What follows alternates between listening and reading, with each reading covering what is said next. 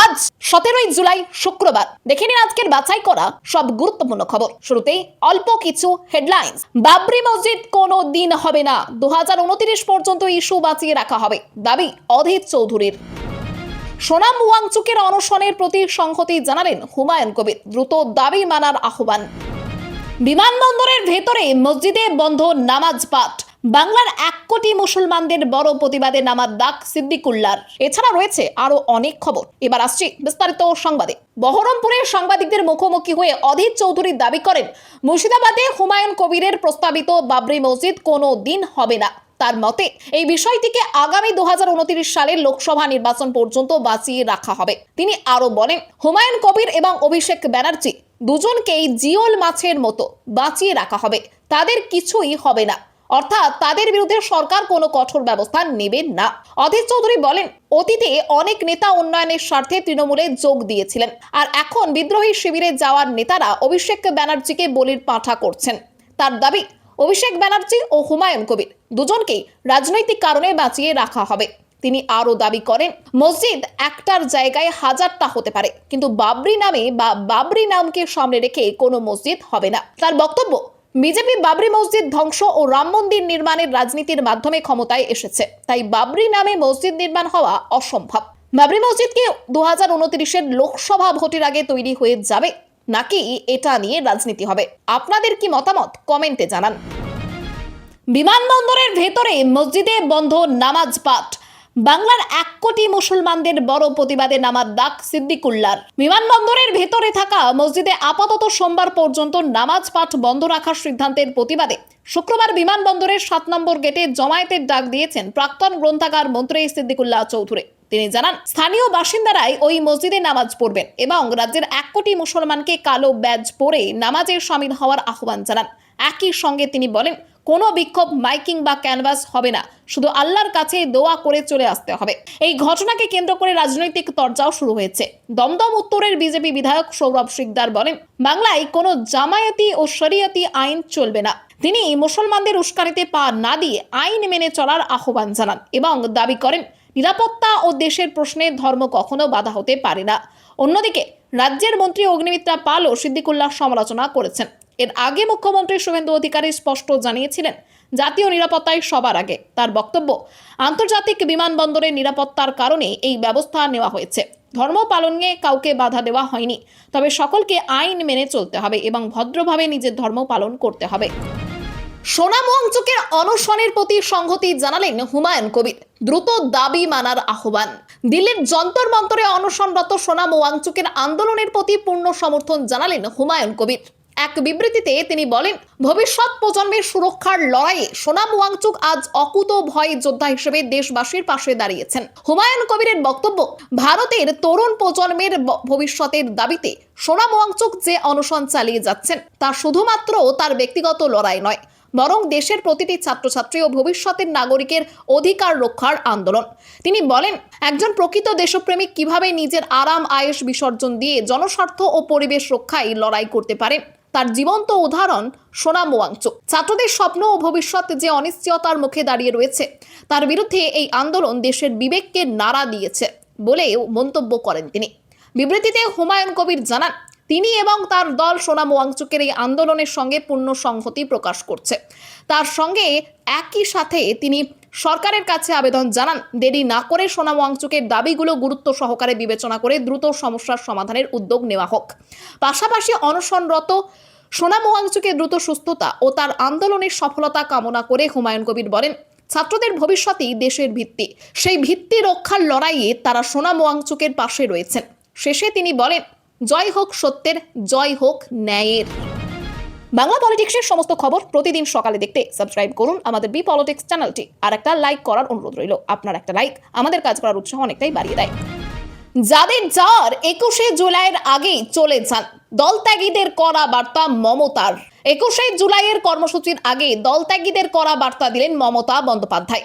Video বার্তায় তিনি বলেন, যাদের দল ছাড়ার ইচ্ছে রয়েছে তারা যেন 21শে জুলাইয়ের আগেই সিদ্ধান্ত নেন। তার দাবি, দল ছেড়ে কেউ সম্মানিত হতে পারবেন না। এবং অনেকেই বিজেপির প্যাকেজের প্রলোভনে দল ছাড়ছেন। মমতা অভিযোগ করেন, বিভিন্ন জায়গায় মানুষকে সভায় না যাওয়ার জন্য ভয় দেখানো হচ্ছে এবং প্রশাসনের একাংশ নিরপেক্ষভাবে কাজ করবে কিনা তা নিয়েও সংশয় প্রকাশ করেন। তবে তিনি স্পষ্ট জানান, কোনো বাধাই 21শে জুলাইয়ের সভা আটকাতে পারবেন না। প্রয়োজনে মঞ্চ ছাড়াই সাধারণ মানুষের মাঝখানে দাঁড়িয়ে বক্তব্য রাখবেন এবং নির্ধারিত সময়ে সভা হবে। শুভেন্দুকে দক্ষ প্রশাসক আখ্যা দিয়ে মমতার সঙ্গ ছাড়লেন 21শে জুলাইয়ের কলঙ্কিত নায়ক মণি। 21শে জুলাই শহীদ দিবসের আগে তৃণমূল কংগ্রেসে বড় ধাক্কা দিয়ে দল ছাড়ার কথা ঘোষণা করলেন প্রাক্তন মন্ত্রী মনীশ গুপ্ত। তিনি জানান, এখনো আনুষ্ঠানিকভাবে পদত্যাগপত্র জমা দেননি, তবে এই দলে তার আর কোনো ভূমিকা নেই বলেই সরে দাঁড়ানোর সিদ্ধান্ত নিয়েছেন। 1993 সালের 21শে জুলাই মহাকরণ অভিযানে চালানোর ঘটনার সঙ্গে দীর্ঘদিন ধরে তার নাম বিতর্কিতভাবে জড়িয়ে রয়েছে।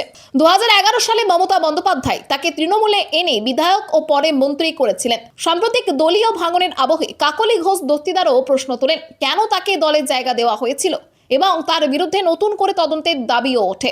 দল ছাড়ার ঘোষণা করে মনীশ গুপ্ত বলেন, এই দলটাই আমার আর কিছু করার নেই, তাই ছেড়ে দিলাম। পাশাপাশি তিনি মুখ্যমন্ত্রী শুভেন্দু অধিকারীর প্রশাসনিক দক্ষতার প্রশংসা করেন। এরপর থেকেই তার বিজেপিতে যোগদান নিয়ে রাজনৈতিক জল্পনা শুরু হলেও এ বিষয়ে তিনি এখনো কোনো স্পষ্ট মন্তব্য করেননি। শ্রীকৃষ্ণ মুসলমান ছিলেন এবং দিনে 5 বার নামাজ পড়তেন।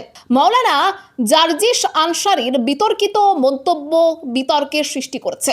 উত্তরপ্রদেশের মথুরায় শ্রীকৃষ্ণ জন্মভূমি বিতর্কের মধ্যে মৌলানা জার্জিস আনসারীর একটি পুরনো ভিডিও পুনরায় সামনে এসেছে, যা দেশ জুড়ে নতুন রাজনৈতিক ও ধর্মীয় বিতর্কের সৃষ্টি করেছে।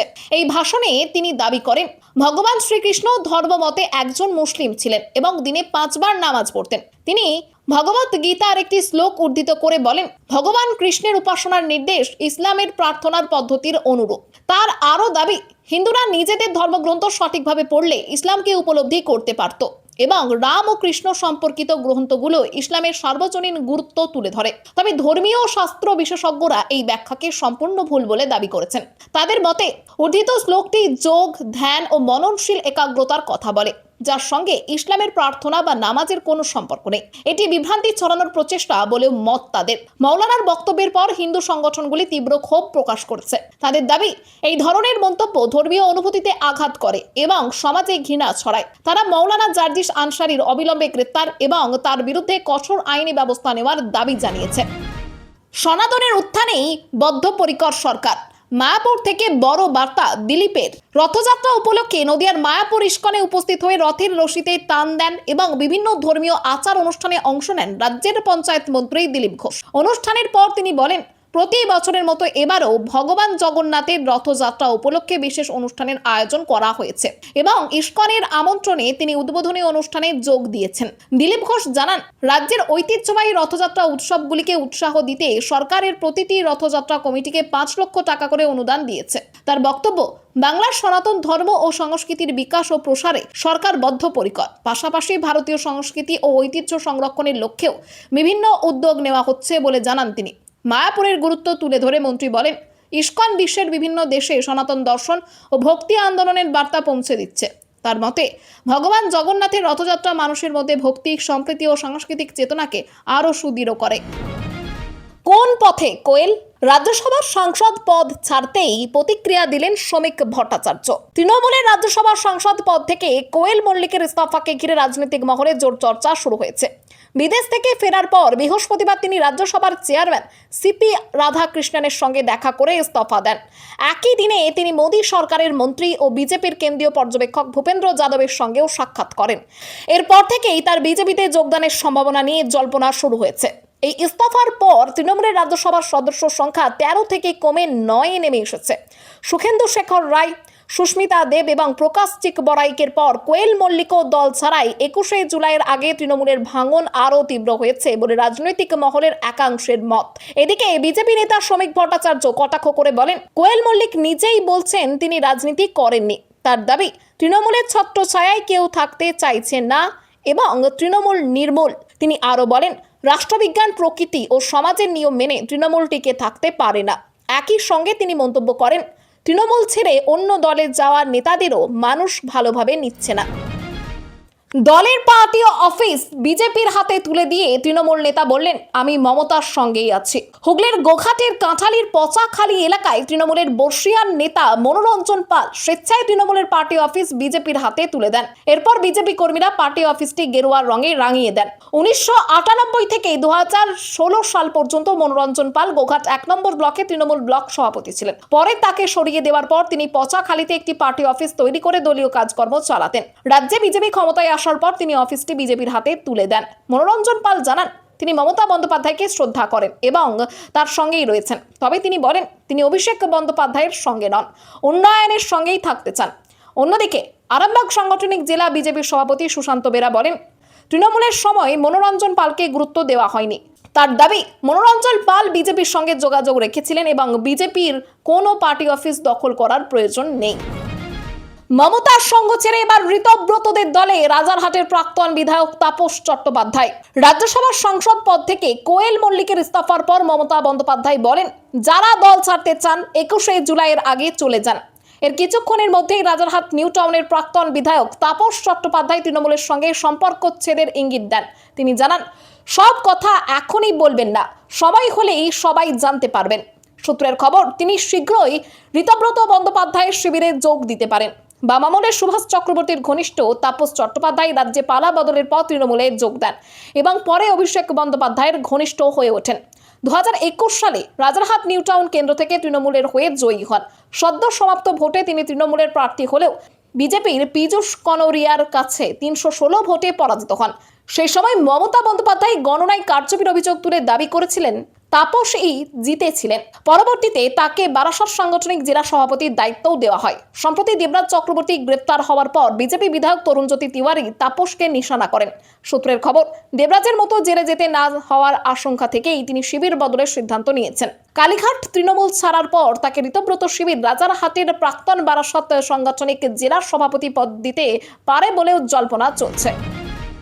ডাক্তারি ছাত্রীর ছদ্মবেশে মধ্যরাতে কল্যাণীর হাসপাতালে স্বাস্থ্য প্রতিমন্ত্রী, চোখে পড়ল অব্যবস্থা। রাজ্যের স্বাস্থ্য প্রতিমন্ত্রী সুমনা সরকার বুধবার গভীর রাতে কোনো পূর্ব ঘোষণা ছাড়াই ডাক্তারি ছাত্রীর ছদ্মবেশে কল্যাণীর জওহরলাল নেহেরু মেমোরিয়াল হাসপাতাল পরিদর্শনে যান। মুখে সার্জিক্যাল মাস্ক এবং সঙ্গে শুধু সাদা পোশাকের এক মহিলা নিরাপত্তা রক্ষী থাকায় প্রথমে কেউ তার পরিচয় বুঝতে পারেননি। তিনি জরুরি বিভাগ সহ হাসপাতালের বিভিন্ন ওয়ার্ড ঘুরে রোগী পরিষেবা, চিকিৎসা ব্যবস্থা এবং বাস্তব পরিস্থিতি খতিয়ে দেখেন। পরিদর্শনের সময় তিনি দেখতে পান, রাতের শিফটে জরুরি বিভাগে কোনো সিনিয়র চিকিৎসক উপস্থিত নেই। নিজের পরিচয় প্রকাশ করার পর বিষয়টি নিয়ে তিনি তীব্র অসন্তোষ প্রকাশ করেন। পাশাপাশি রোগীর পরিবারের অভিযোগ শোনেন, জুনিয়র চিকিৎসকের সঙ্গে কথা বলেন এবং রোগীদের কাছ থেকেও পরিষেবার খোঁজ নেন।